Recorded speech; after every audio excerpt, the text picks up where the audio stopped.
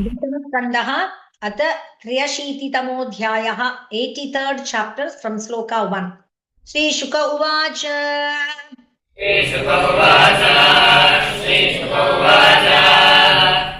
अनुगृह्य भगवान् गोपीनां स गुरुर्गतिः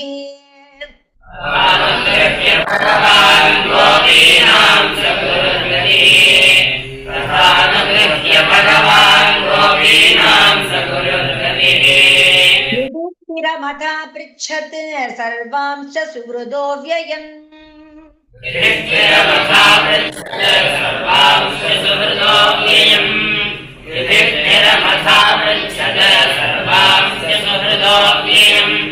श्रीशुक उवाच तथानुगृह्य भगवान् गोपीनां स गुरुर्गतिः युधिष्ठिरमथा पृच्छत् सर्वांश्च सुहृदो व्ययम् एवं लोकनाथेन परिपृष्टाः सुसत्कृताः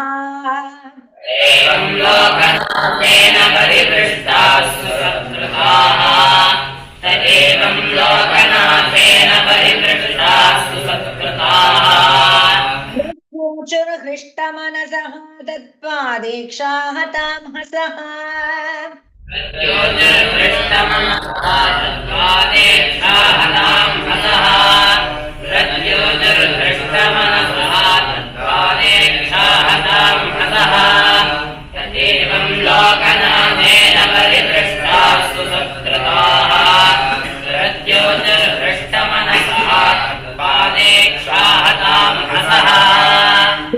शिवं त्वच्चरणाम्बुजासवम्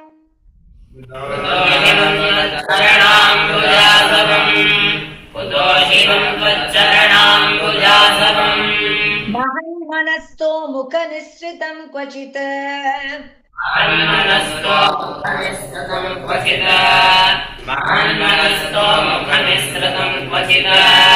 पिबन्ति ये कर्णपुटैरलं प्रभो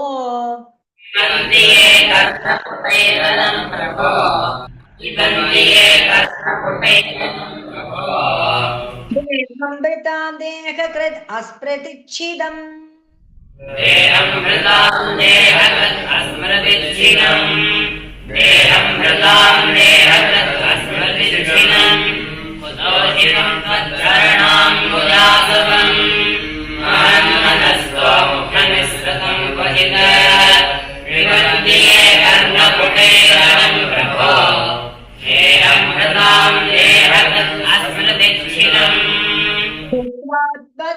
विदुतात्मकृतत्र्यवस्थम्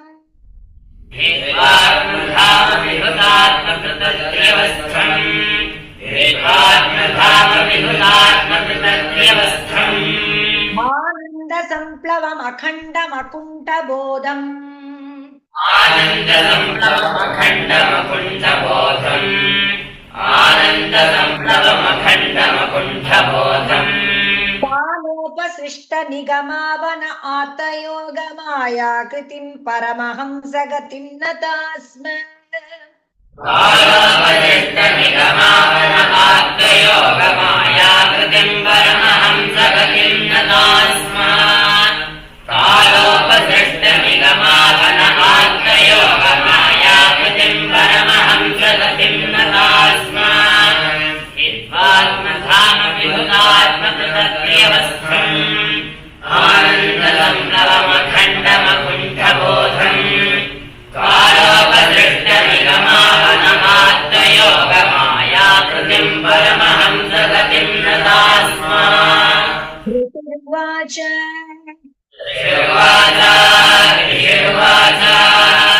उत्तमश्लोकशिखामणिञ्जनेषु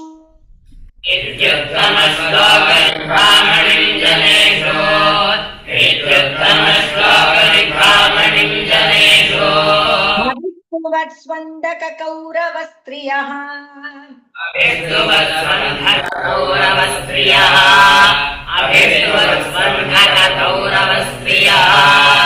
समेत्य गोविन्दकथामितो गृह्णन्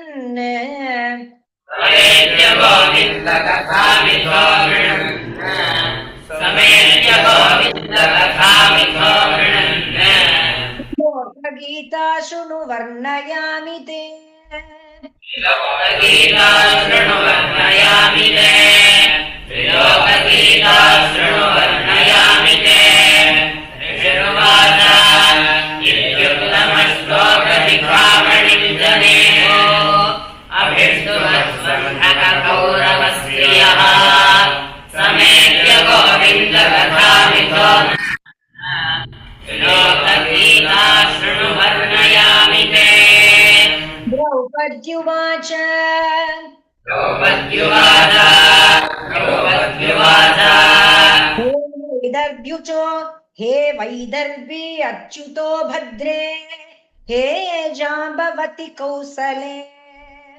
हे वैदर्भ्युचो भद्रे हे जाम्बवति कौसले हे अच्युतो भद्रे हे जाम्बवति कौसले हे नित्यभामे कालिन्दे शैभ्ये रोहिणि लक्ष्मणे हे सत्यभामे कालिन्दे हे रोहिणि लक्ष्मणे हे सत्यभामे कालिन्दे हे रोहिणि लक्ष्मणे द्रौपद्युवाच हे वैदर्भी अच्युतो भद्रे हे जाम्बवति कौसले हे सत्यभामे कालिन्दे हे रोहिणि लक्ष्मणे कृष्णपत्य एतन्नो ब्रूतवो भगवान् स्वयम् हे कृष्णपत्यो ब्रूतवो भगवान् स्वयम् हे कृष्णपत्य एतन्नो ब्रूतवो भगवान् स्वयम् उपमे यथा लोकमनुकुर्वन् स्वमायया वयेमे यथा लोकमनुकुर्वन् स्वमायया उपयेमे यथा लोकमनुकुर्वन् स्वमायया हे कृष्णपत्य एतन्नो ब्रूतवो भगवान् स्वयम् उपयेमे यथा लोकमनुकुर्वन् स्वमायया रुक्मिण्युवाच रुक्मिण्युवाच ध्यायमार्पयितुम् उद्यत कार्मुकेषु ध्यायमार्पयितुम् उद्यत कार्मकेषु ध्यायमार्पयितुम् उद्यत कार्मकेषु राजस्वजेय भटशेखरिताङ्घ्रिरेणुः राजस्वजेय भटशेखरिताङ्घ्रिरेणुः राजस्वजेय भटशेखरिताङ्घ्रिरेणुः मृगेन्द्र इव भागमजावियूथात्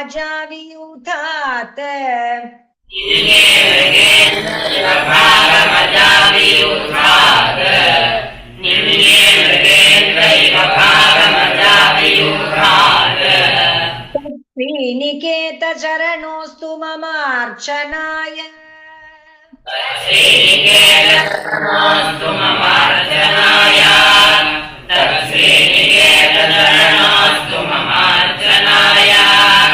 रुक्मिण्युवाच दैत्यायमार्पयितुम् उद्यतकार्मकेषु राजस्वजेय भटशेखरिताङ्घ्रिरेणुः निर्ये मृगेन्द्र इव भागमजावियूथात् तत्श्रीनिकेतचरणोऽस्तु ममार्चनाय सत्यभामा उवाच सत्यभामा उवाच सत्यभामा उवाच योगेशनाभिवदतप्य तप्तहृदा ततेन योगेशनाभिवदतप्तहृदा ततेन योगेशनाभिवदतप्तहृदा ततेन नित्याभिशापम् अपमार्ष्टुमुपाजहार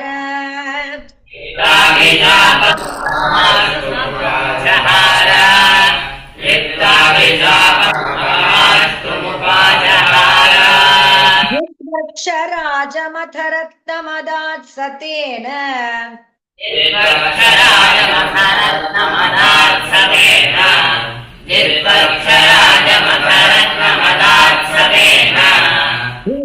पिता दिशतमां प्रभवेऽपि दत्ता वेदः पिता दिशतमां प्रभवेऽपि दत्ताम् वेदः पिता दिशतमां प्रभवेऽपि दत्ताम् सत्यभामावाच यो मे तनाभिवदत्प्रददाततेन वित्ताभिजापपमास्तुमुपाजहार वित्तक्षराजमठरत्नमदास्ततेन वेदः पिता दिशतमां प्रभवेऽपि दत्ताम् भगवती उवाच जाम्बवती उवाच जाम्बवती उवाच राज्ञाय देहकृतमुं निजनाथ देवम् प्राज्ञाय देहकृतं निजनाथ देवम् प्राज्ञाय देहकृतं निजनाथ देवम् सीतापतिं तृणवहान्यमुनाभ्ययुध्यत सीतापतिं तृणवहान्यमुनाभ्ययुध्यत सीतापतिं तृणवहान्यमुनाभ्ययुध्यत ज्ञात्वा परीक्षित उपाहरदर्हणं माम् ज्ञात्वा परीक्षितमुपाहरदर्हणं माम् ज्ञात्वा परीक्षितमुपाहरदर्हणं माम् पादौ प्रगृह्य मणिनाहममुष्यदासि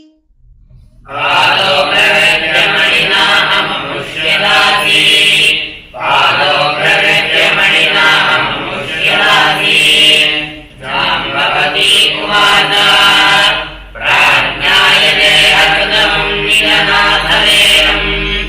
सीतापतिं तृणवहान्यमुनाभ्ययुध्यत ज्ञात्वा परीक्षित उपाहरदर्हणं माम् पादौ प्रगृह्य मणिनाहममुष्यदासि कालिन्द्युवाच कालिन्द्युवाच तरन्तीमाज्ञाय स्वपादस्पर्शनाशया तरन्ती माज्ञाय स्वपादस्पर्शनाशया तपश्चरन्ती माज्ञाय स्वपादस्पर्शनाशया कृत्योपेत्याग्रहीत् पाणिं योऽहं तद्गृहमार्जनि सत्योपेत्याग्रहीत् पाणिं योऽहं तद्गृहमार्जनि सत्योपेत्याग्रहीत् पाणिं योऽहं तद्गृहमार्जनि कालिन्द्युवाच तपश्चरन्ती माज्ञाय स्वपादस्पर्शनाशया सत्योपेत्याग्रहीत् पाणिं योऽहं तद्गृहमार्जनि मित्रविन्दा उवाच मित्रविन्दा उवाच मित्रविन्दा उवाच यो मां स्वयंवर उपेत्य विजित्य भूपा यो मां स्वयंवर उपेत्य विजित्य भूपान् यो मां स्वयंवर उपेत्य विजित्य भूपान् निन्येष्वयूतगमिवात्मबलिं द्विपारिः निन्येष्वयूथगमिवात्मबलिं द्विपारिः निन्येष्वयूथगमिवात्मबलिं द्विपारिः भ्रातॄंश्च मे अपकुरुत स्वपुरं श्रियौकः भ्रातॄंश्च मे अपकुरुत स्वपुरं श्रियौकः भ्रातॄंश्च मे अपकुरुत स्वपुरं श्रियौकः तस्यास्तु मे अनुभवदङ्ग्र्यवने जनत्वम् तस्यास्तु मे अनुभवनङ्घ्यवने जनत्वम् तस्यास्तु मे अनुभवनङ्घ्यवने जनत्वम् मित्रविन्दा उवाच यो मां स्वयंवर उपेत्य विजित्य भूपान् निन्येष्वयूथगमिवात्मबलिं द्विपारिः भ्रातॄंश्च मे अपकुरुत स्वपुरं श्रियौकः तस्यास्तु मे अनुभवन्ध्यवने जनस्त्वम् सत्या उवाच सत्या उवाच सत्या उवाच सप्तोक्षणोति बलवीर्यसुतीक्ष्णशृङ्गा सप्तोक्षणोति बलवीर्यसुतीक्ष्णशृङ्गान् कृताञ्चिदवीर्यसुतीक्ष्णशृङ्गान् कृताञ्चितिपवीर्यपरीक्षणाय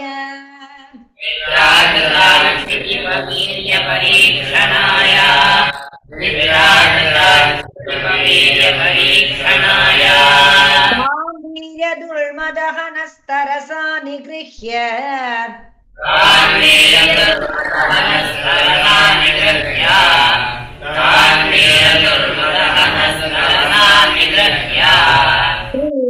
बन्धहयता शिशवो जतोका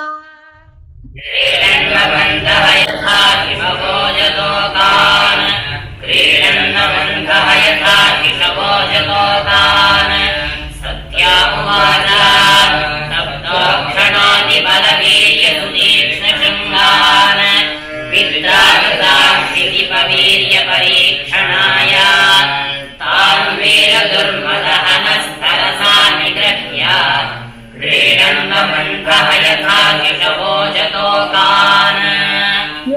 तं वीर्यशुक्लां मां दासीभिः चतुरङ्गिनी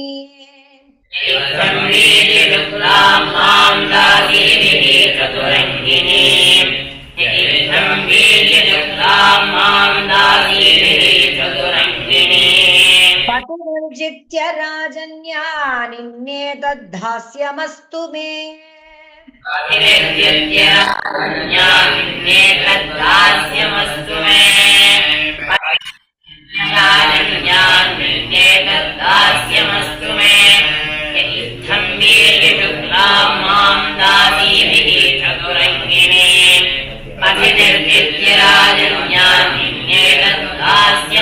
मे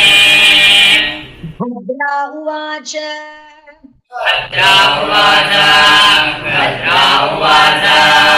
पिता मे मातुलेयाय स्वयमाहूय दत्तवान्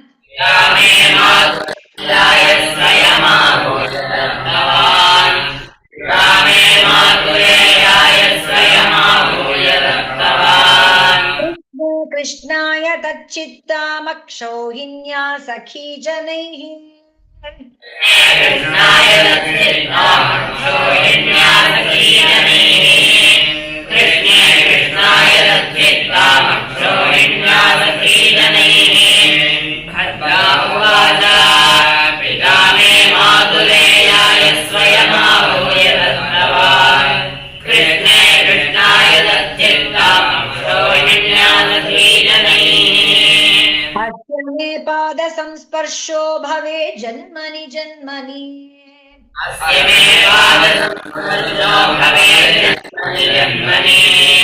अस्य मे पादसंस्पर्शो भवे जन्मनि जन्मनि कर्मभिर्भ्राम्यमाणाय येन तच्छ्रेय आत्मनः कर्मभिर्भ्राम्यमाणाय येन तच्छ्रेय आत्मनः कर्मभिर्भ्राम्यमाणाय